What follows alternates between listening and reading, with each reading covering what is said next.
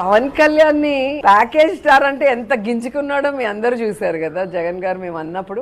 మరి ఈ రోజు అదేగా జరిగింది. మమ్మల్ని ఎవడు ఆపేది అన్నాడు ప్రతి మీటింగ్ లో. మనల్ని ఎవడు ఆపేది అన్నాడు. మరి ఎవరు ఆపారు 24 సీట్లకి చెప్పు పవన్ కళ్యాణ్? చంద్రబాబు నాయుడు ఆపాడా? ప్యాకేజీ ఆపిందా? ఏం ఆపిందో చెప్పాలి కదా.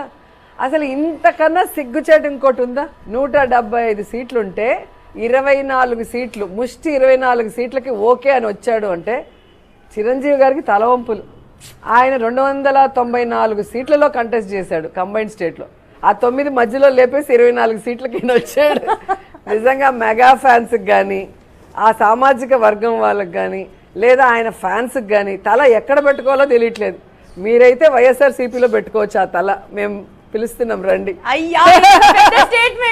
ఎందుకంటే ఒక కార్యకర్త గాని ఒక నాయకుడు గాని పాలిటిక్స్ లో గౌరవంగా ఉండాలి అంటే అది జగనన్న కింద అయితేనే మీకు అది కుదురుతుంది. ఎందుకంటే ఈ రోజుటి వరకు వాడి జెండా మోయి, వీడి జెండా మోయి, వాడి అజెండాని ప్రచారం చేయి, వీడి గురించి గొప్పలు చెప్పు, వాడి కండువా కప్పుకో, వీడి కండువా కప్పుకొని ఏ రోజు జగనన్న చెప్పలా. మాది వైఎస్ఆర్సీపీ జెండా, మా అజెండా, మా కండువా ఎప్పుడు సేమ్ టు సేమ్.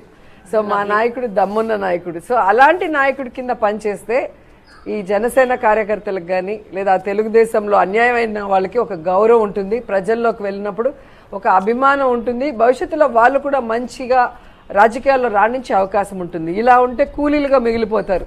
ఎప్పుడు ఎవడి జెండా మోయాలో తెలియదు, ఎప్పుడు ఎవడికి అండవా మోయాలో తెలియదు, ఎప్పుడు ఎవరిని పొగడాలో తెలియదు.